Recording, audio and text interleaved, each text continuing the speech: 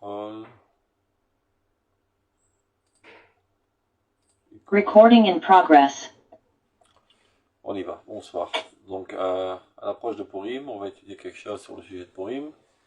D'autant plus que la semaine prochaine, on ne pourra pas le faire, parce qu'on sera tous en jeûne et pendant la lecture de la Megillah. Alors, c'est pris, le premier texte est pris du livre Olat Reiya, qui est un livre du Rav Kook qui traite de la Tfila, page 439. Le sujet est Arad Purim, l'éclaircissement de Purim, qui est en fait la sainteté du corps. C'est ce qui est mis en valeur le jour de Purim. Vous allez voir que c'est un style différent qu'on a l'habitude de voir, un peu plus tourné vers des concepts kabbalistiques, mais on va se débrouiller quand même. Regardez.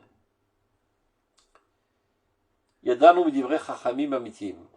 Nous savons, de par ce que nous ont transmis les sages de la vérité, c'est-à-dire les sages de la Torah de la Kabbale. La Torah de la Kabbale s'appelle Torah Ta'emet. C'est la vérité absolue. Shi'arat Purim Gedola Meot. Que le jour de Purim, il y a un rayonnement de sainteté très très très grand. Avec Kedusha Gdola Meira B'Olam, une très grande sainteté éclaire dans le monde entier le jour de Purim. Véniré. Mitorkach Minemala, Adam Nishma Raz Mikol Kilkul. Et de ce fait-là, l'homme est préservé d'en haut. Ce jour-là, il peut prendre certains risques sans trop risquer. Il va expliquer ce qu'il veut dire par là. Il y a une garde divine, céleste, qui lui évite, ou qui l'empêche de tomber, de chuter dans la faute. Kevan Shurasuk Besimchat Purim. Évidemment, si seulement il s'adonne à la joie de Purim. Et c'est important de le dire, la joie de Purim, c'est pas faire le clown. Il y a des gens qui pensent que Purim c'est le carnaval, c'est un laisser-aller, ou bien, comme ils disent, s'éclater, etc. Ça c'est bon pour le carnaval de Rio de Janeiro. Chez nous, le jour de Purim, c'est un jour très sérieux dans Avodat Hashem, de service divin. N'oublions pas que Purim vient suite à un danger imminent d'extermination de tout le peuple d'Israël. Et finalement, Hashem est un renversement de situation. Mais n'oublions pas dans quelle situation nous nous trouvions à l'époque, encore pire que la Shoah. Si la Shoah a pris 6 ans, là-bas, ça aurait dû être fait en un seul jour.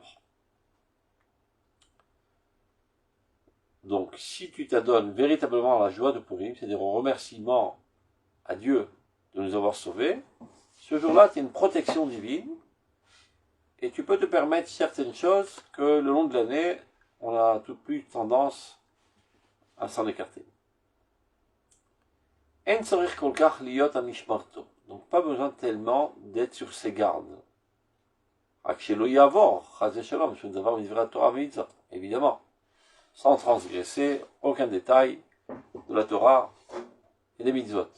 C'est-à-dire, on regarde l'histoire, on prie comme il faut, etc. Et si tu comptes boire, fais mincha avant de boire, sans quoi tu risques de t'endormir et de ne pas prier. Et idem pour la tzilat arvit.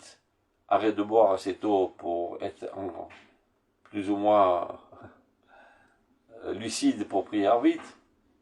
Mais malgré tout, l'Halakha dit qu'à Purim, on peut se permettre de boire du vin, et même il est conseillé de boire du vin, ce qui est totalement déconseillé le long de l'année, sachant qu'en buvant du vin, tu perds un petit peu la raison. Et attendez là, parce qu'on parle de quoi? De Arvit ou du Mishté? Parce que Arvit c'est le stam, on ne voit pas vraiment, c'est pendant le Mishté, non, pour moi. Je parle de Arvit après le Mishté. Et que si tu as bu un coup de trop, c'est de fortes chances de t'endormir. Oui, après, d'accord. Alors. Et ne pas prier de manière lucide. Donc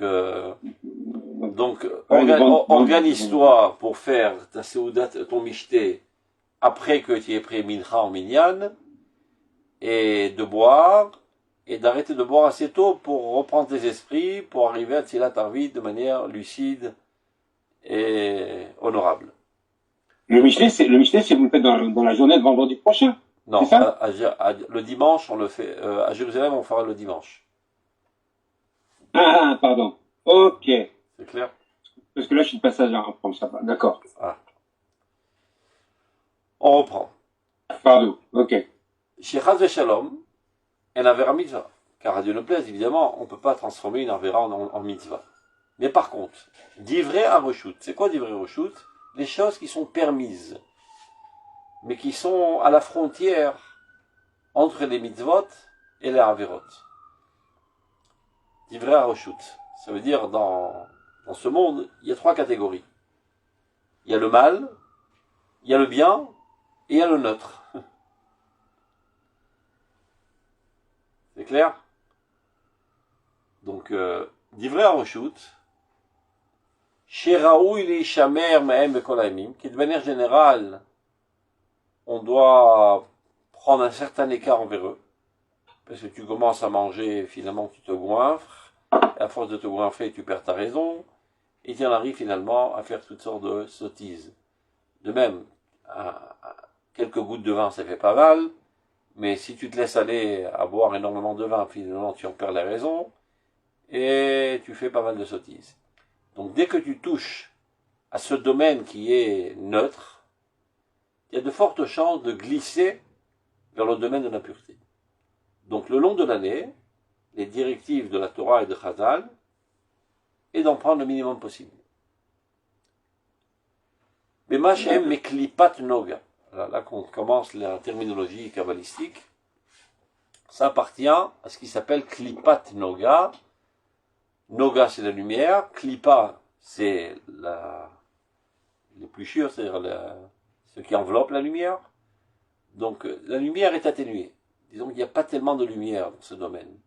Alors que dans la sainteté, il y a beaucoup de lumière. Dans la Touma, il y a de l'obscurité totale.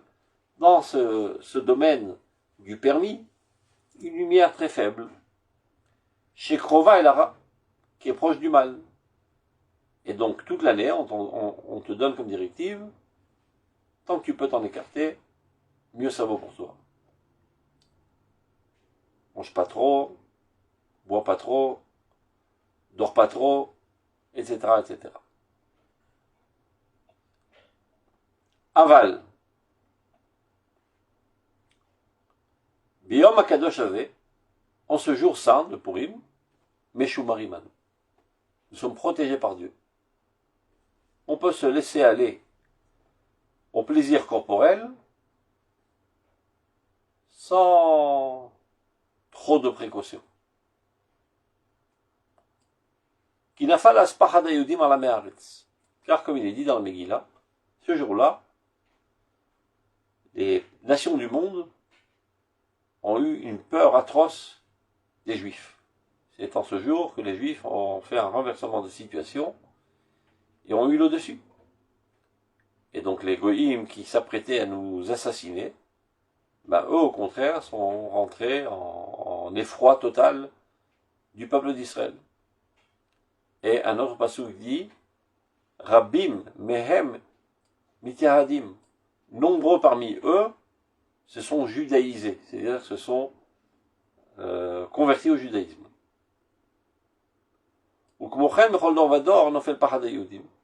Et il en est de même à toutes les générations. Souvent, les goïms qui s'apprêtaient à nous faire du mal, lorsque nous on a le dessus, tout d'un coup, il y a un renversement de situation, et c'est eux qui ont la trouille. Comme les gros malins de Gaza, et maintenant ils se cachent comme des rats dans leur tunnel.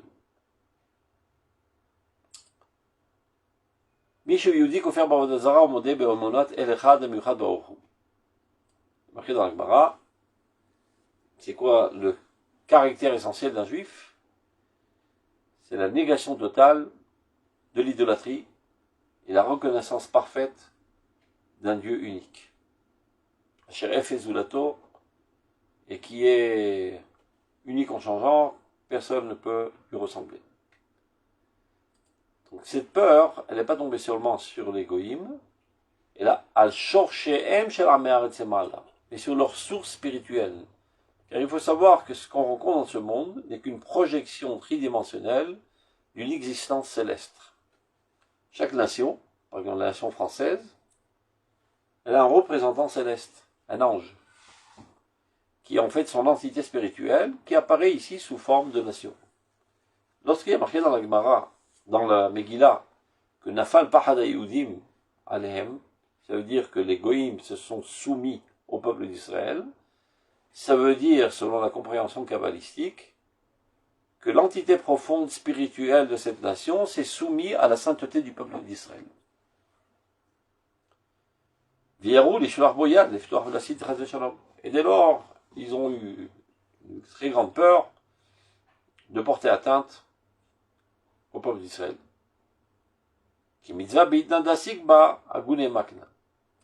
Lorsque tu t'adonnes à une mitzvah, tu es en protection. Qu'est-ce qu'il veut dire par là? Le monde se partage en trois catégories, on a dit. Le mal, le bien et le neutre. Au niveau de l'humanité, eh ben, c'est pareil. Il y a le peuple du bien, le peuple de la sainteté, c'est le peuple d'Israël. Il y a le peuple du mal par excellence, c'est Amalek, qui ne rêve que de nous exterminer. Pour aucune raison. Ce n'est pas une raison territoriale, politique. C'est l'antagonisme même du peuple d'Israël. On était dans le désert, on l'a jamais rencontré de notre vie, il vient de l'extrémité du monde pour nous exterminer. Parce que eux élèvent l'étendard du mal. C'est ça leur vocation dans le monde. Alors que le peuple d'Israël élève l'étendard du bien. Donc ce sont notre antagonistes. Et tant qu'on existe, eh ben ça délégitime leur existence. Et donc ils ont une haine instinctive, innée, contre le peuple d'Israël. Et ce Amalek revient à toutes les générations. Parfois sous forme d'Amalek, parfois sous forme de Haman, parfois sous forme de Hitler, parfois sous forme du Hamas, peu importe. Il y a dans ce monde les représentants de cette force négative qui est l'antagonisme de la force positive de la sainteté du peuple d'Israël. Donc lorsqu'on dit dans la Megillah que les forces maléfiques se sont soumises au peuple d'Israël, alors il en est de même dans toutes les autres formes de ces formes. Comme j'ai dit tout à l'heure, il peut y avoir une avera qui est un péché, et une mitzvah qui est une sainteté, et un comportement neutre. Non, le comportement neutre, qui est en parallélisme avec les peuples de la terre, parfois sont attirés par la sainteté, parfois sont attirés par l'impureté. Donc les goïms, de manière générale, parfois ils sont convaincus par Amalek, ils coopèrent avec eux pour nous détruire. Parfois on arrive à les élever, les approcher de nous, ils tombent amoureux du bien, donc ils sont de notre côté. Parfois ils sont indifférents. Et notre rôle, c'est de ne pas les laisser indifférents, mais de les mobiliser tous dans l'optique du bien, dans la finalité du bien, l'objectif du bien. Donc, du fait que ce jour-là, on a réussi finalement à faire un renversement de situation à tel point que les goïms, pas d'Afka, Aman et Amalek, c'est tous les goïms, se sont soumis à Israël, et que pas mal d'entre eux même se sont judaïsés, ça vient symboliser qu'en fait, que dans les forces célestes aussi, la force neutre est plus attirée vers le bien d'Israël.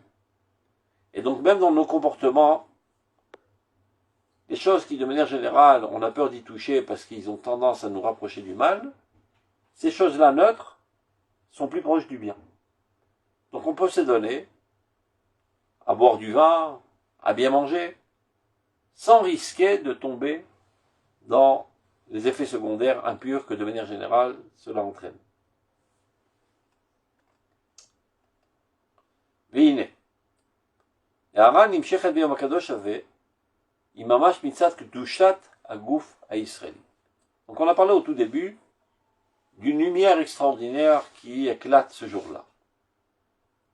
Mais de quelle lumière s'agit-il? De quel genre de sainteté? Il s'agit là de la sainteté du corps d'Israël. On parle toujours de la sainteté de notre âme, mais il faut pas oublier que de la même manière que nous avons une âme sainte, automatiquement nous avons aussi un corps saint. On ne peut pas mettre une âme d'une certaine qualité dans un contenant d'une autre qualité. C'est-à-dire si cette âme elle est sainte, eh bien son contenant qui est le corps lui aussi est saint. Mais malgré tout, de manière générale, du fait même que ces corps, c'est limité, ça risque de nous faire glisser vers l'impureté quand on s'y adonne trop. Ce jour-là, il y a une mise en valeur de la sainteté du corps. Donc on peut s'adonner au plaisir corporel sans trop risquer. Kikimu vikiblu bo et Torah beratson. Mashaya mekodem lachen moda rabba leroita.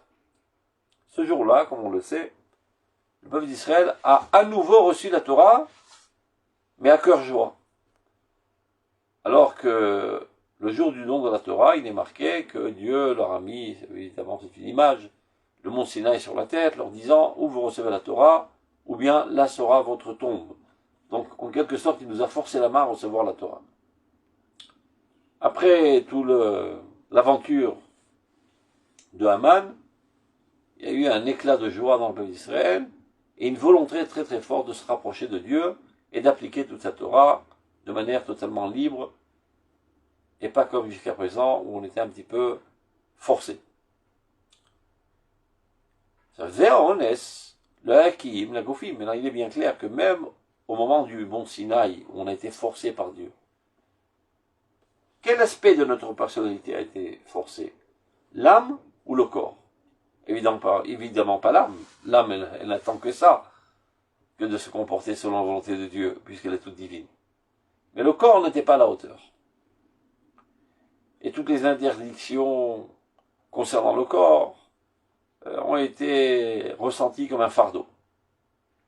Donc le honès, ce viol, entre guillemets, de Dieu, qui nous a forcés à recevoir la Torah, était envers notre aspect corporel, qui a nefashot, n'est un autre, mais en raison, car les âmes, elles, ont un plaisir intense de se rapprocher de cette lumière divine. Les Zéour et Tsonam, Gvodam, au contraire, c'est exactement leur volonté, tout est à leur honneur. Les Kabel Alem, Ol Torah Mitzvot, de recevoir le joug de la Torah et des Mitzvot. Ah, la Goufim, par contre, les corps, à cette époque du mont Sinaï, Od Nitzkeun Gambri, n'avaient pas été encore assez épurés pour être aptes à recevoir en toute joie la Torah. Alkan et Kabel Alem, en la Torah. Et donc, c'était très dur pour eux de recevoir le joug de la Torah. C'est pas qui est marqué le peuple pleurait en ce qui concerne la famille. Qu'est-ce que ça veut dire en ce qui concerne la famille? Les relations sexuelles dans la famille, les incestes et tout ça. Tout d'un coup, tout est devenu interdit, c'est invivable, etc. Ils sont rentrés un petit peu en dépression. Omlam, kacher shachal afar nafsham. Ve'aman ratza lishlot begoufam. Lorsque leur âme a chuté au plus bas jusqu'à la terre, ils étaient au bord de l'extermination. Parce qu'Aman a voulu les dominer et dominer leur corps.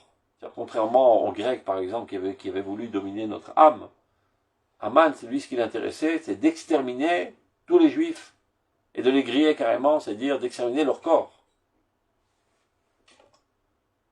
Et lorsque Dieu est venu les sauver, Nifda Goufam, donc en fait c'est leur corps qui a été sauvé, Merkochot Araïm, de toutes ces forces maléfiques. Et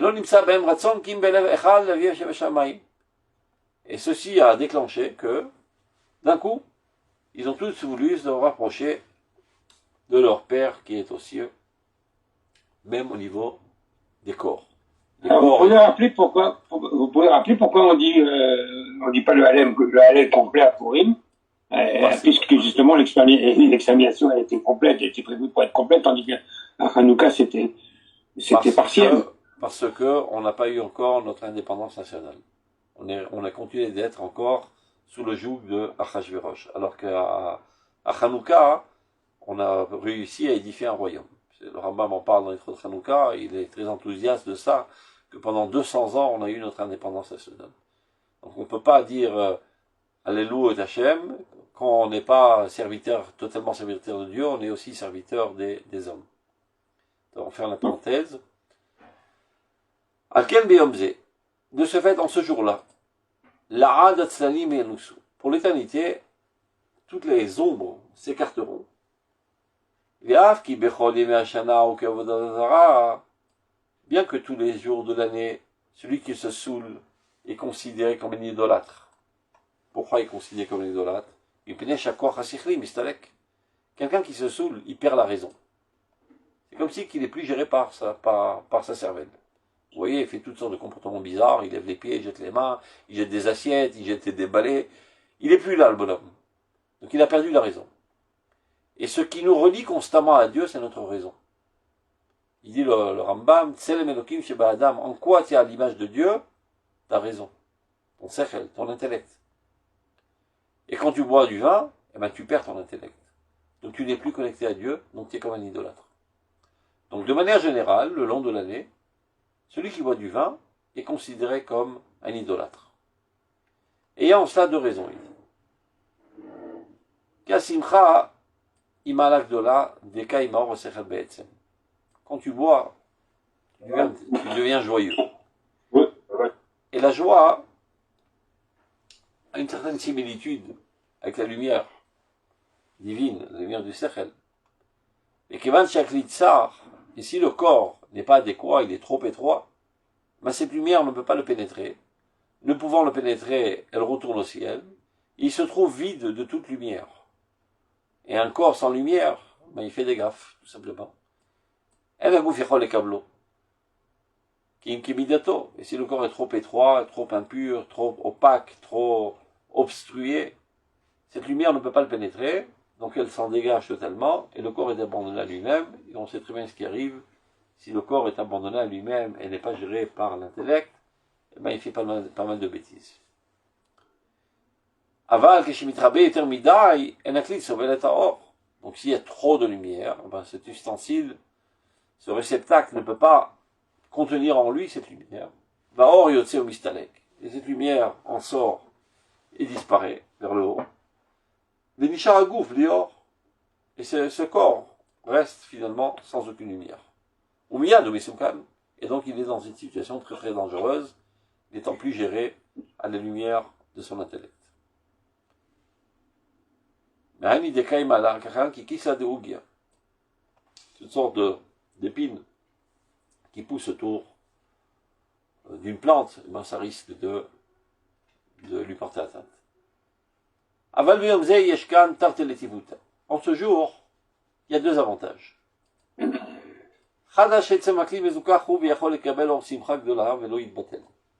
Premièrement, c'est que le contenant lui-même, le corps, est purifié en ce jour, de manière qu'il est apte à recevoir en lui la plus grande lumière, sans que cette lumière explose, fasse exploser le contenant, et donc elle reste en lui.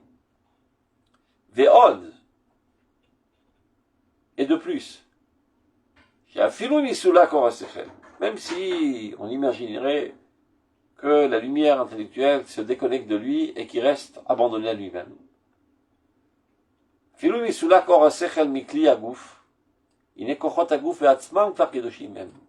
on l'a dit précédemment, il y a une protection divine en ce jour qui fait que la force corporelle elle-même est sainte en ce jour. Donc elle peut s'autogérer. Et donc nous sommes protégés de tout mal. Et on peut s'accoler à la perfection totale de Dieu. Et c'est ce qui explique que la mitzvah en ce jour, je ne dirais pas est de se saouler, mais je traduirais de manière littérale, est de se parfumer. Tu te parfumes d'alcool. Il y a une différence entre se saouler et de se parfumer. Tu es joyeux. Mais pas à en perdre la raison et après à te rouler par terre. Oui, mais si vous vous parfumez, vous ne confondez pas Mordechai avec Haman. On va voir. Et par ce comportement qui est marqué dans le Shulchan Aruch, c'est pas une invention, c'est marqué dans Charlour, Michi Vanesh Bisume Be Puria Adeloyeda. L'homme est obligé de boire du vin jusqu'à en être parfumé le jour de Purim, jusqu'à qu'il a du mal à discerner qu'est-ce qui est mieux. Arur Haman ou Barur Mordechai. C'est comme si tu te poses la question, qu'est-ce qui est mieux? Le grand rabbin d'Israël ou bien Hitler? A priori, la réponse elle est claire, d'accord? Qu'est-ce qui est mieux, Mordechai ou Hitler? Tov. Parce qu'en fait, on ne sait pas quels sont les facteurs qui sont les plus effectifs. Est-ce que c'est les facteurs positifs ou les facteurs négatifs? Si on voit par exemple, à notre époque, qu'est-ce qui a plus déclenché le retour du peuple d'Israël sur sa terre? Le facteur positif d'Herzl ou le facteur négatif d'Hitler? Et je dis bien déclenché, c'est pas la cause. La cause elle est intérieure, c'est que l'âme d'Israël se languit de Dieu et va retourner en terre de Dieu. Mais le problème c'est que tu es cloué en exil. Donc il faut te déclouer. Une fois que tu es décloué, ben, l'élastique te ramène en Eretz Israël. L'élastique, c'est cette envie profonde de retourner à Dieu. Mais la vie quotidienne, métro, boulot, dodo, fait en sorte que bon, on y pensera demain, et tu restes embourbé encore en exil. Donc ton clou qui est planté dans la terre de l'exil, il suffit de secouer un petit peu la terre pour que le clou sorte, et l'élastique te ramène en Eretz Israël. Mais non, c'est savoir comment remuer cette terre pour te déconnecter de l'exil, en te motivant de manière positive, ou bien en te montrant la porte avec un coup de pied derrière, en te disant que tu es un étranger, on ne veut pas de toi, fous le camp d'ici.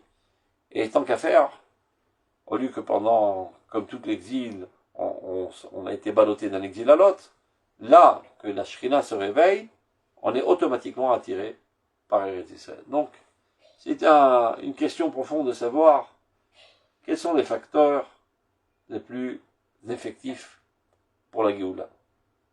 Arur Haman ou Barur Mordechai. Donc quand tu es parfumé, tu peux t'approfondir dans cette souvienne.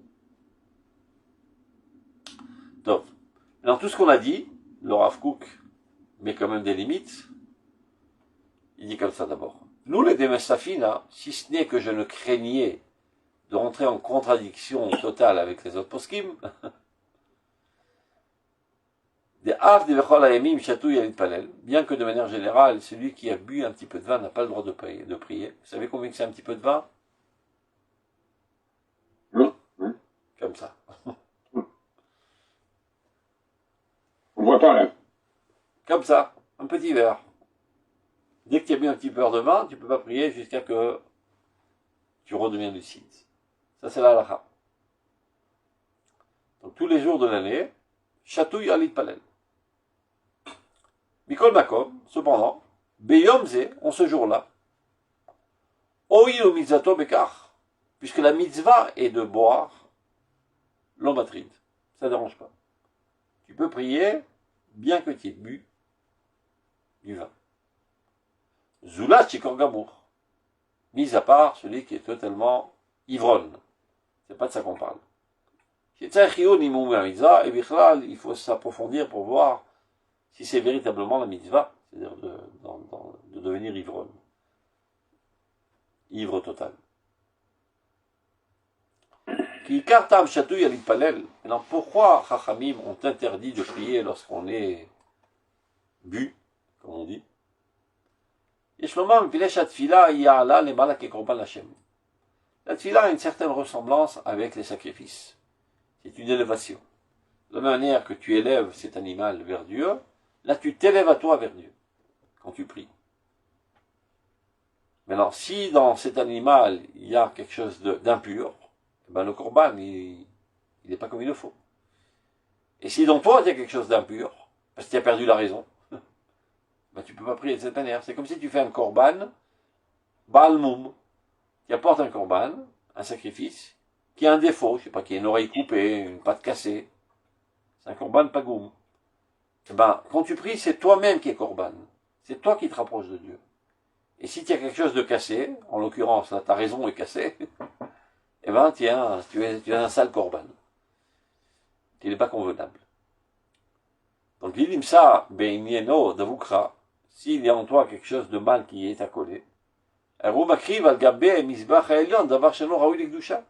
il s'avère que tu sacrifies sur l'autel suprême, là c'est pas un autel matériel dans lequel tu égorges un animal, mais c'est l'autel céleste sur lequel tu déposes ta prière. Donc on m'écrit, tu apportes comme korban quelque chose qui n'est pas convenable pour la sainteté. Aval beyom zeh, par contre, en ce jour-là, on vient d'expliquer que les forces corporelles sont aussi sanctifiées. Et de toute manière, elles sont toutes enveloppées de lumière divine. Et c'est la raison pour laquelle les Chachamim n'ont pas interdit de travailler à Purim. Oui, que tous les autres fêtes, il est interdit de travailler. Il ne faut pas allumer le feu, c'est exactement tous les 39 interdits comme le Shabbat. Sukkot, Pessah, Shavuot, Kippour, toutes les fêtes Midoraïta, qui ne sont pas Shabbat, mais qui ont une ressemblance avec le Shabbat, eh ben, il y a en eux les interdictions du Shabbat, les 39 interdits. Alors si Chachamim, Kol Ben Takun Chachamim, Kedor et Takun, maintenant, il propose une nouvelle fête. Ça devrait ressembler normalement aux autres fêtes. Interdiction des 39 melachot. Et bien, ce jour-là, ils n'ont pas interdit. Lama. Des kayom, en agashmi mitnaged la ruchani. Qui caractérise spécifiquement ce jour, c'est que la matérialité ne rentre pas en contradiction avec la spiritualité. Au contraire, il y a une mise en valeur du corps, une mise en valeur de la sainteté corporelle et matérielle. Donc il n'y a pas lieu de s'arrêter de travailler, au contraire. Il faut continuer de développer le monde dans sa matérialité. Donc la sainteté est tellement grande, ce jour-là, qu'elle ne nécessite pas des restrictions d'activité matérielle. Lorsque la sainteté n'est pas trop haute, elle n'est pas à même de se mesurer à la matérialité. Lorsque la sainteté est très puissante, elle peut vivre en bonne compagnie avec la matérialité sans qu'elle lui porte atteinte. Alken, Bechol Yom Tov, tous les jours de Yom Tov, Shikar Atachlit Shel Kulam, Shei Mikra Kodesh Litan Egel Hashem, sont des jours pour prendre plaisir de la proximité de Dieu. Lo Yitachen Asok Asuk Melachat Chol. Il n'est pas possible de s'adonner à des activités profanes, entre guillemets, parce que ça te fait perdre la tête, ça t'écarte un petit peu de Dieu, et tu es attiré par la matérialité au lieu de te rapprocher de Dieu. Les 39 travaux interdits dans ce monde sont en relation avec 39 travaux du monde cachés qui ont des aspects un petit peu négatifs. C'est la raison pour laquelle ces jours-là, il ne faut pas y toucher. Ce qui n'est pas de même concernant le jour qui a été renversé de malédiction en bénédiction. Ce jour-là, qui aurait dû être un drame historique pour le peuple d'Israël, est devenu un jour de joie incommensurable du fait que nous avons décimé tous nos ennemis qui voulaient nous exterminer. Donc il y a un renversement de situation où la sainteté a réussi à soumettre l'impureté et le profane. Donc, à philo asuk bemlacha, bien que tu t'adonnes une activité de chol, a priori, sham ou motse or gdusha. En ce jour-là, tu peux trouver la sainteté, même dans l'activité de la matérialité et de la corporalité. Cette muraille qui sépare la matérialité et la spiritualité a chuté ce jour-là. V'asara kitrin de Mesaavin Nishberu Behad Askifa d'Aseret Ben Haman. C'est-à-dire au moment où on a pendu les 10 enfants de Haman, parallèlement à cela, les 10 couronnes d'impureté mondiale ont été brisées. Il faut toujours se remettre en tête que la vie que nous vivons dans ce monde n'est qu'un rayonnement d'une existence céleste qui, elle, est l'essence véritable de tout. Et donc, tout a répercussion. Quand tu mets à mort le Hamas, tu mets à mort les forces maléfiques universelles. Quand tu mets à mort les 10 enfants de Haman, qui sont la continuité d'Amalek, qui ont pour but d'exterminer le bien du monde, eh ben ça affaiblit les forces maléfiques célestes. Alken a or Megoulé à des Megillah. Et c'est pour ça que ça s'appelle la Megillah. C'est le jour où on dévoile la sainteté qui est cachée dans la matérialité. Megillah, ça veut dire dévoiler. Les galottes. De manière générale, on n'a pas accès à cette sainteté, elle est tellement enfuie dans la matérialité qu'on ne sait pas comment y toucher et comment la mettre en valeur. Ce jour-là, cette sainteté est tellement forte qu'elle fait exploser toutes les écorces et qu'on est capable d'y accéder. Et c'est ça le remez, l'allusion qui est faite par le mot Megillah, mais la chaîne les galottes. Ça vient dévoiler une sainteté très très haute qui de manière générale est enfuie et cachée et camouflée dans la matérialité. Ubin bedvarim, vedak lenafshech haninam. Ça c'est toujours la conclusion de Mekoubalim. Approfondis-toi dans ces paroles, et alors tu en prendras plaisir. Ça veut dire que ce que je viens d'expliquer sont des choses très très profondes. Ne crois pas qu'en une seule lecture tu vas comprendre. Relis plusieurs fois, sinon tu comprendras. Donc, on a compris plus ou moins le message. Et pour enrichir ça, j'ai choisi 3 paragraphes du livre d'Oroth, du Rav Kook, mais là qui sont bien plus clairs, comme tout le livre d'Oroth, qui vont exactement dans le même sens. Alors on commence d'abord dans Oroth Atria, paragraphe 46. Il dit la chose suivante. Keshem shenishmat ha'adam yoter eliona v'yoter plimit b'malachim. De la même manière que l'âme humaine est plus haute et plus profonde que les anges, c'est-à-dire l'intensité de ta vie est beaucoup plus emplie de divinité que la vie des anges. Et c'est spécialement grâce ou à cause du fait de sa grandeur qu'elle a pu descendre au plus bas de l'échelle. Ça veut dire, plus tu es fort en sainteté, plus tu peux te mesurer à des défis compliqués sans tomber. Si tu aurais mis l'âme d'un ange dans un corps, elle aurait succombé de suite. Elle n'a pas la force de se mesurer aux tentations corporelles et aux envies, etc. Elle aurait chuté de suite. L'âme d'Israël, elle est bien plus grande, donc à quelqu'un de grand, on donne des défis compliqués.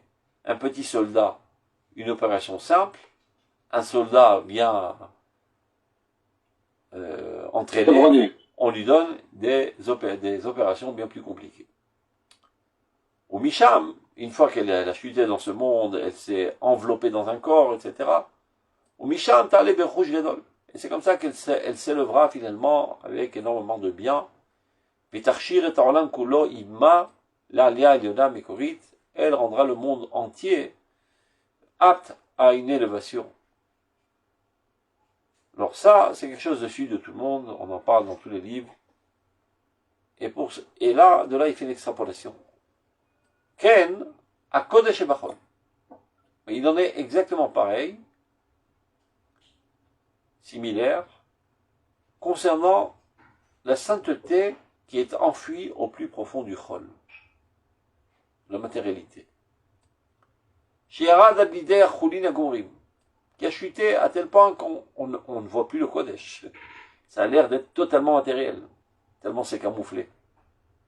Mais il s'avère que ce Kodesh qui se trouve en lui, Yoter Nisga Vekadosh Ma Kodesh Eva Kodesh, il est bien plus saint, bien plus haut que le Kodesh qu'on connaît, qu'on dans la Torah, dans les mitzvot, dans les spiritualités, dans la pureté, dans les midot, dans les Yirat Shamayim. Et là, Shumistater Arbe. Mais il se dissimule, il se cache, il se camoufle énormément. C'est-à-dire, incommensurables sont les réparations qui se feront dans ce monde par le biais de ce Kodesh qui est camouflé dans le Chol. Shigalei virae odo vadaro l'eta meushara. Et quand est-ce qu'il apparaîtra? À l'époque la plus emplie de bonheur. L'époque de la Géoula. C'est-à-dire à notre époque actuelle. À Charlotte, il y aura plus d'obscurité. La Yal a été réveillée or. Quand tout paraîtra obscur, la lumière jaillira. Alors il explique. L'ifne orosh al-Mashiach. Avant que n'apparaisse la lumière éclatante du Messie. Shigale bimera biamenu. Qui apparaîtra très très rapidement, Bezrat Hashem. Itorer koach hakodesh habachol. Va commencer à s'éveiller cette force de la sainteté qui est cachée dans le Chol. Shiyorer beleshit itoruto et achol. Et c'est elle qui va éveiller le Chol. Et comment ça se traduit de fait? C'est que les Juifs, du coup, s'adonnent totalement et uniquement au développement de la matérialité. Alors que pendant 2000 ans, les Juifs, essentiellement, étudiaient la Torah, faisaient des mitzvot, etc. Ici, pour la plupart, à l'approche du Messie, c'est-à-dire depuis notre retour en Eretz Israël, les Juifs s'adonnent essentiellement à la construction des structures nationales, au développement de la technologie, de la science, de l'agriculture, de l'économie, de l'armement militaire, etc., etc. Et que va-t-il advenir de la Torah et des mitzvot, se disent les autres? N'ayons crainte. Il y a une sainteté bien plus grande qui était cachée jusqu'à présent, qui apparaît sous forme de chol, mais en fait, il s'agit d'une sainteté très très très haute. Et comme il est dit dans le Zohar, Vakol idabru belishna de inish velo belishna de kutshaberichu. Tous parleront un langage humain et non pas un langage divin. Ça veut dire le nom de Dieu ne sera pas sur leurs lèvres.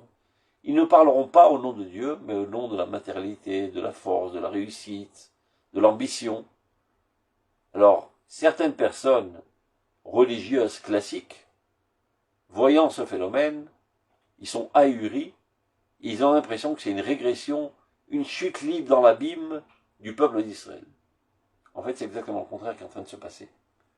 Il y avait un Kodesh très haut qui était emprisonné pendant 2000 ans et qui n'avait aucune possibilité de s'exprimer parce que nous étions en exil. En se rapprochant d'Eretz Israël, cette dimension très haute de sainteté maintenant commence à s'exprimer.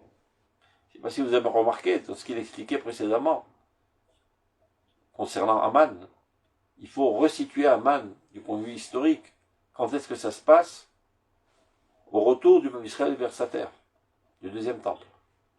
C'est-à-dire chaque fois qu'on s'apprête à retourner en Eretz Israël, ce Kodesh suprême, ce qui s'appelle la Kodesh Bateva, ressurgit à nouveau.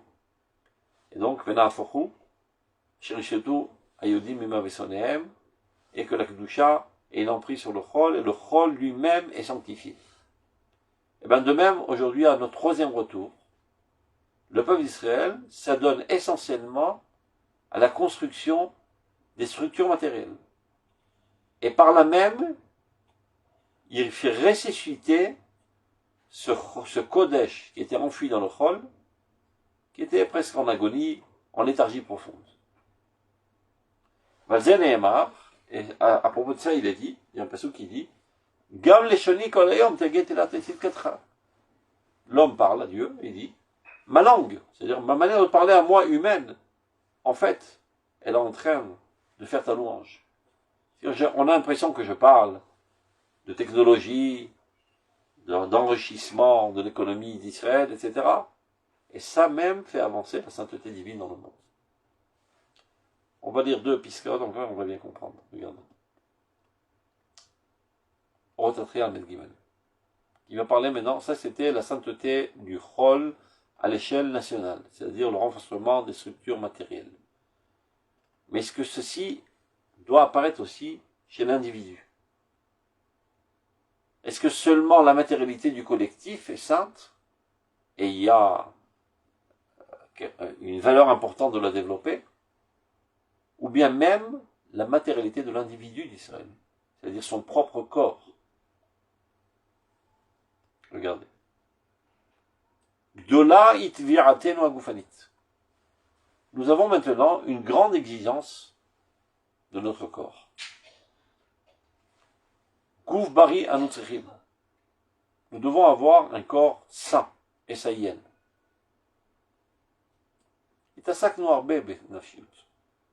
On s'est énormément à donner à la spiritualité.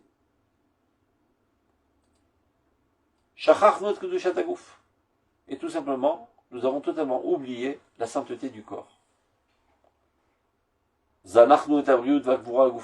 On a mis de côté la santé, la puissance corporelle.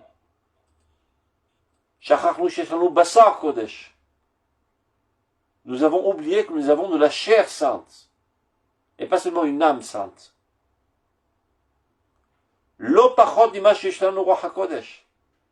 Pas moins que nous avons un esprit saint. Nous avons un corps saint qui n'est pas moins saint que notre esprit saint.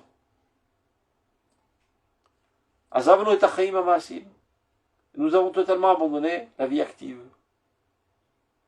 Si on veut résumer, quelle est la créativité du peuple d'Israël pendant 2000 ans d'exil? Avec quoi il revient dans son baluchon? Après avoir erré en exil pendant 2000 ans. Si on veut conclure, qu'est-ce que le peuple d'Israël ramène avec lui en Eretz Israël? Une bibliothèque. C'est ce qu'on a fait pendant 2000 ans. On a développé la littérature sainte. La Torah, les mitzvot, Yirat Shamayim, Midot. C'était notre seule et unique créativité en tant que peuple. Évidemment, il y avait des Juifs qui se sont adonnés à gagner des sous et ils ont eu des postes importants, mais pas en tant que peuple d'Israël. Einstein, c'est pas un représentant du peuple d'Israël. C'est pas en tant que peuple d'Israël qu'il est devenu Einstein. Il est américain, il est aussi juif. De même Freud, de même Marx. Il y a eu des grands qui ont changé et qui ont fait le tournant de l'histoire, mais pas en tant que peuple d'Israël. En tant qu'individu, avec une identité nationale du pays dans lequel il habitait, de confession juive. Donc ce n'est pas un représentant de la nation d'Israël. Mais par contre, les rabbins, les écrivains, les moralistes, ils ont fait ça en tant que représentants du peuple d'Israël. Donc pendant 2000 ans, nous sommes adonnés qu'au développement de la spiritualité du peuple d'Israël, et c'est avec ça qu'on revient en Terre Sainte. Mais qu'en est-il de notre dimension matérielle à l'échelle collective, c'est-à-dire les structures nationales, et à l'échelle individuelle, d'avoir un corps bien battu, bien bâti, bien musclé, etc. Eh ben on revient comme des fantômes, faiblards, courbés, apeurés, brisés. Eh bien ça, il faut reconstruire. Parce que si on lit la Bible, Moshe Rabbeinu n'était pas un faiblard. Lui-même a mis à mort le roi de Bashan. Il a fait la guerre. Yaakov encore moins. Il était capable de lever tout seul une pierre que 10 bergers n'étaient pas capables de lever. Yehoshua, n'en parlons pas, chef d'état-major des armées d'Israël. Avram Avinu fait des guerres contre les 5 rois. Mais Kitsour, c'était pas des faiblards. C'était des vaillants guerriers, des brillants économistes, brillants politiciens, qui s'y connaissaient très très bien dans le monde de la matérialité, et qui avaient un corps bâti, très sain et très fort. Et pendant l'exil, ces deux dimensions de la matérialité, aussi bien à l'échelle corporelle que matérielle, ont été totalement brisées et détruites. Donc là, il faut reconstruire tout ça. C'est ce qu'il dit là. Azavnu et achaim amasim, nous avons abandonné la vie concrète. Vidbarut achushim, la sensualité. Vitakishurim ametziut agufanit amuchashit, et tout lien avec la réalité corporelle, concrète. Mipene ira nefula.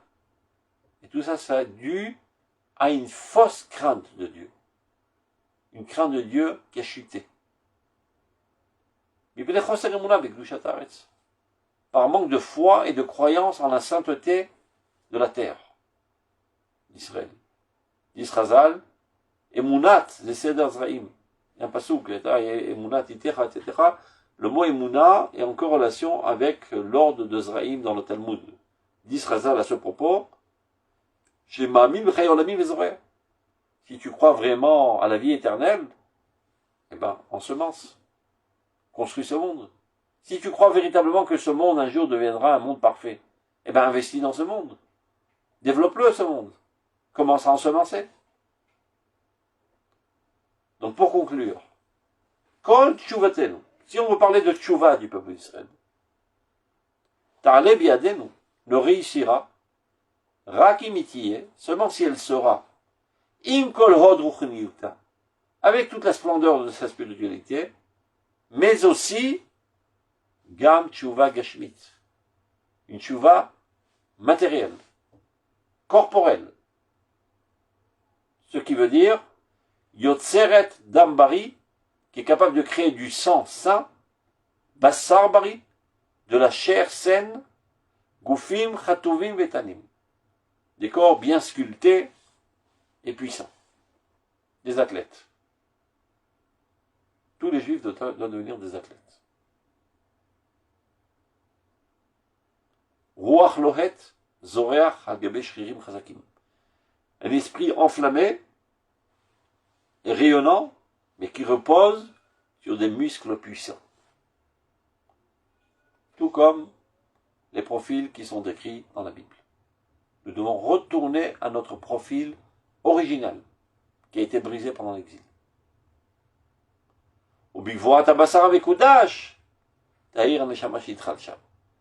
Lorsque la chair sainte sera réaffermie, alors l'âme qui a été affaiblie à cause de la faiblesse du corps rayonnera de plus belle. Zecher letriat ametiv agufanit, et ceci nous rappelle un petit peu la résurrection des morts.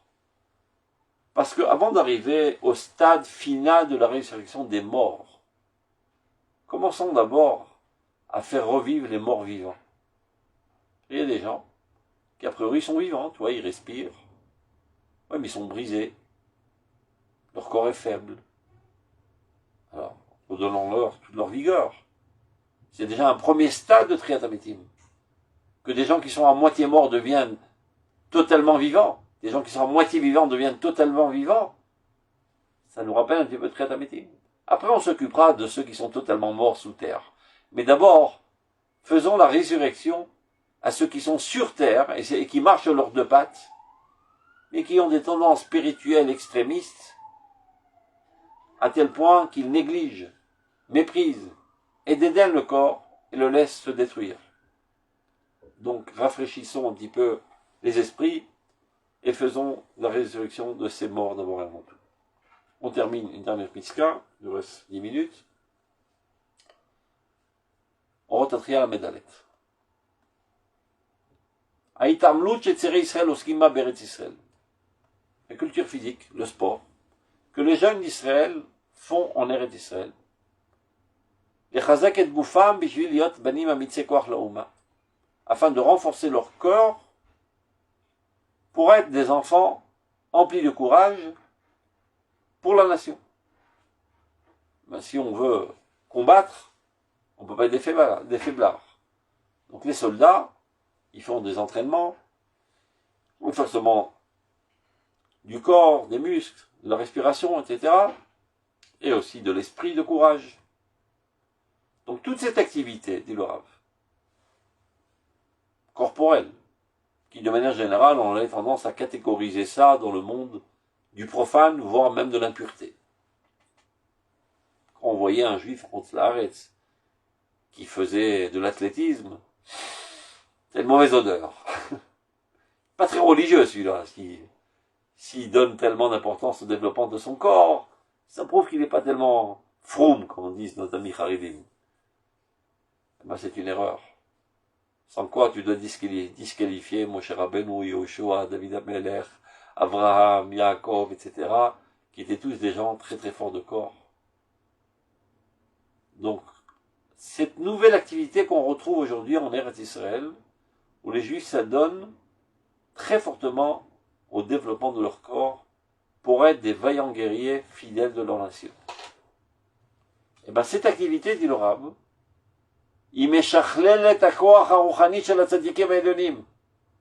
vient développer davantage la force spirituelle des plus grands tzadikim. Mais comment ça marche? Celui-là, il est sur le terrain de basket en train de taper son ballon, et c'est ça ce qui renforce les Mekoubalim. Ça paraît aberrant ce qu'il est en train de dire. Quand tu comprends Sod Ardut Aneshamot, le secret de l'unité des âmes, c'est-à-dire que tout le peuple d'Israël ne réalise qu'un seul organisme, alors tout se comprend. Quand le foie travaille comme il faut, il amène assez de sang comme il le faut au cerveau, ben le cerveau peut penser.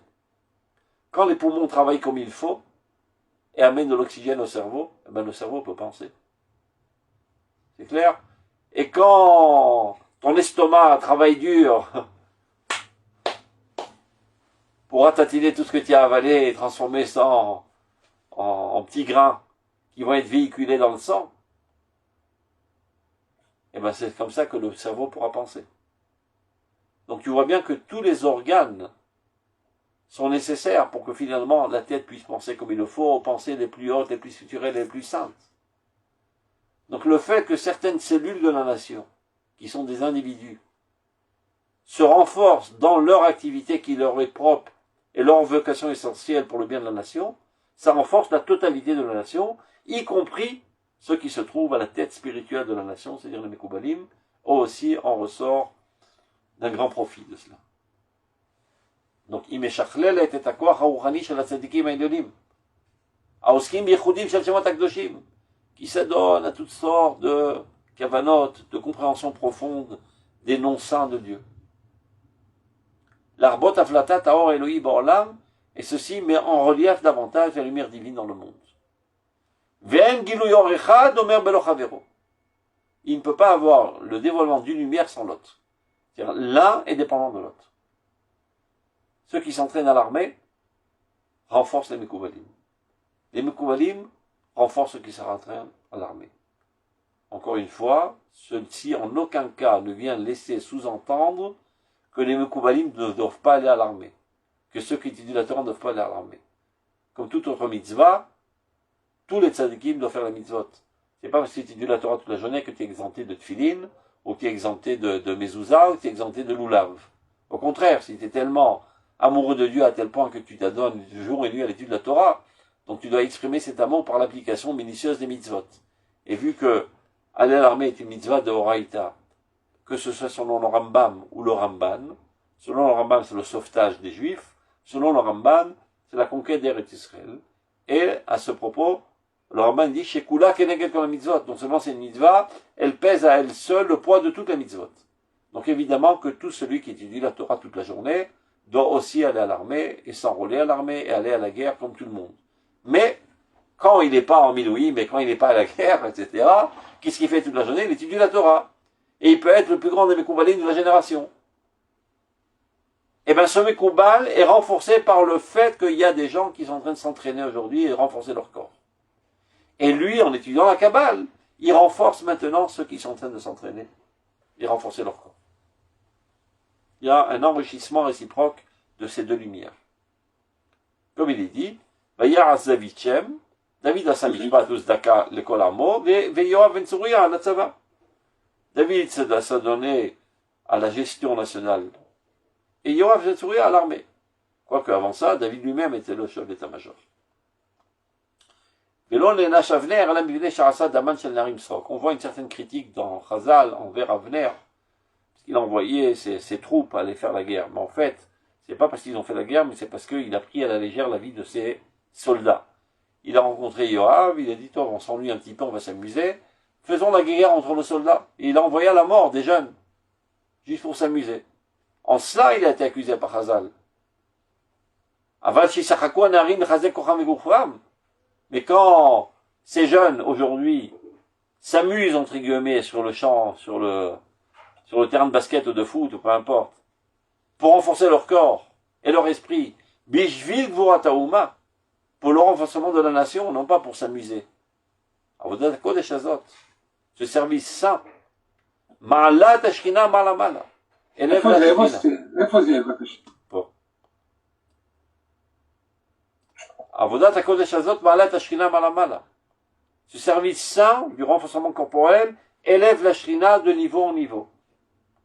De la même manière exactement qu'on l'élève grâce aux louanges qu'on fait à Dieu. Shamar David, Melech Israël, que David a dit dans le livre de Tehillim. Et là, Shalida, Kavanot Elonotola Neshama Pnimit. Les pensées profondes font élever l'âme intérieure. Les Dhamaasim, par contre, les actions qui viennent renforcer le corps des individus, pour le klal, c'est-à-dire pas ce qui se fait des biceps et il se regarde devant le miroir par narcissisme. Quelqu'un qui s'adonne véritablement pour le bien de la nation. Il élève la spiritualité périphériale. Mais les deux ensemble, ces deux composantes, renforcent tous les ordres de la sainteté. Et ça met en relief le caractère spécifique de cette nation, du peuple d'Israël. Mais par chaque tana, il y a un passage qui dit dans tous tes chemins, connais Dieu. C'est-à-dire, ne connais pas Dieu seulement dans l'application des mitzvot, dans l'étude de la Torah, dans tout ce que tu fais.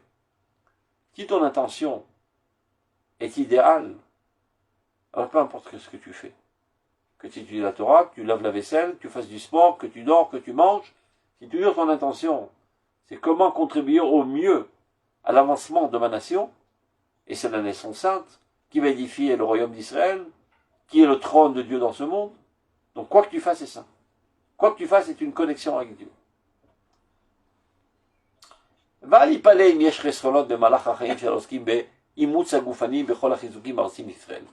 Ne nous étonnons pas si on voit que tout début, ceux qui s'adonnent au développement corporel, il y a des petits dérapages, il y a des manques. Il s'est installé parfois de la grossièreté et des nonchalances du point de vue religieux.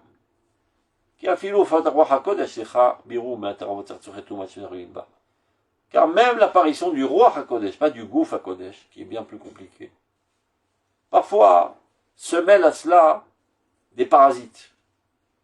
Et petit à petit, ça va en s'épurant, en se purifiant.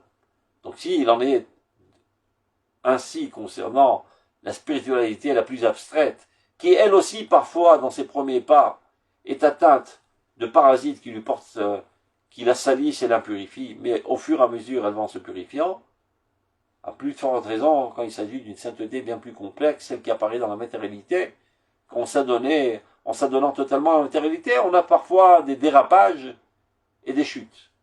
Mais, n'ayons crainte, ça va s'améliorer. Elle va aller en se sanctifiant et s'éclaircissant. Elle se délivre elle-même de son exil. Maintenant, si on veut conclure, à l'époque du Rav Kook, ce qui était marqué dans ces lignes était presque introuvable.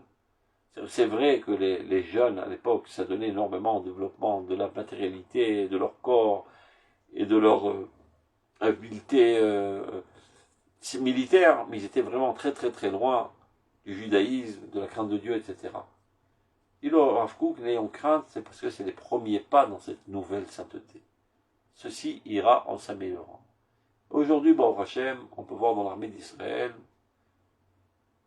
d'Afka dans les unités d'élite les plus pointues, très grosse densité de religieux, et pas seulement de religieux, des gens qui sont très toranim, et même dans des ksinim, des officiers très élevés aujourd'hui, on retrouve des gens qui sont même des talmidei chachamim, mais ces profils n'existaient pas du tout à l'époque du Rav Kook.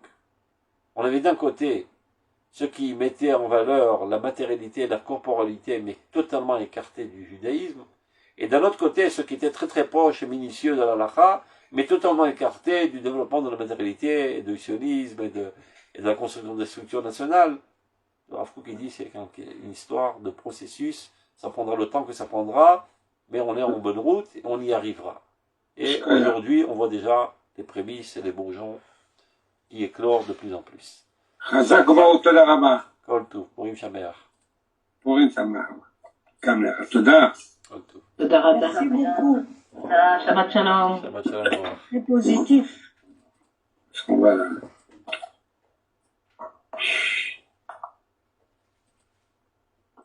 Record.